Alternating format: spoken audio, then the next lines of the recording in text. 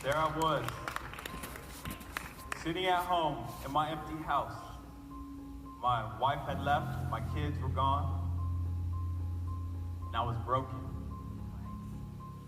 hurting. Maybe some of you guys have experienced a broken home and some of your parents aren't together. And I had to look at my boys and recognize that their life is going to be different. It had nothing to do with them. It had nothing to do with them. The pain that I was experiencing wasn't just from a broken relationship. The pain I was experiencing was all the pain that I had experienced here.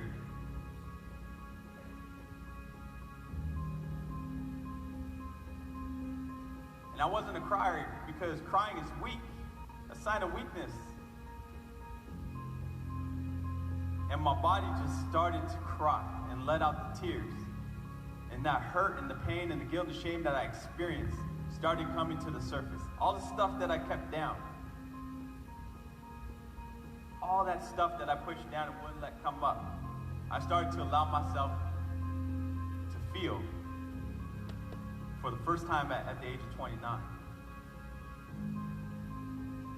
And I knew I had to do something different. I knew this kid couldn't be all to life.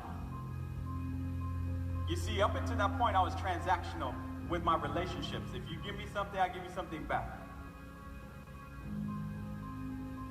And I said, God, I need you, God. I grew up in the church. I grew up going to youth group. I grew up in that stuff, but I didn't have that relationship. It was a transactional relationship. He was always there. He was never not there. God was never not there in my life. He was always there.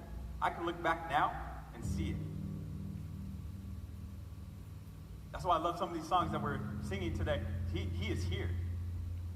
He's with us all the time. And I don't care if you're young like you guys or old like me. He's with us. He's with you. And now looking back, I see it. I started to become softer. God started to break me. He started to break down that hardness of my heart. He started to change me and mold me into the man that I am today. And he started to show me why I was doing what I was doing. You see, when I think about therapy, it's like 3 simple steps. Long process, but 3 simple steps. You think about people that we might be in awe of, right? Or amazed by, or people are awesome, right? So I talk about living in your awe. Have awareness, know your worth, and execute that every single day. Have awareness of why you do what you do. See, in the beginning of the process, God showed me the family history. He showed me my mom losing her mom and all that difficulty. And then he showed me that I had created this individual. And then he showed me that, Jeff, you know what? I gave you those gifts and those strengths way back when you were born. It's just that you didn't look at them as gifts and strengths. You didn't look at your authentic self as anything with value. And so as I began to heal, and I began to forgive myself. See, I had to forgive myself for allowing me to get to where I was at. And when I did that, reunited with little Jeff. You see, I like Disney. Anybody else in here like Disney? So there's 2 characters that really stand out in Disney. And it's like, these 2 characters couldn't be any more opposite.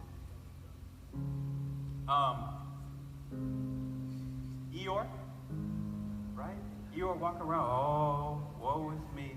I got a test today and I didn't study and my dog ate my homework and I'm dealing with this relationship and that relationship, and it got all the, and we're looking for excuses, right?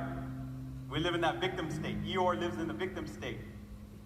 But opposite Eeyore is my buddy Tigger. Tigger. The wonderful things about Tiggers are Tiggers are wonderful things.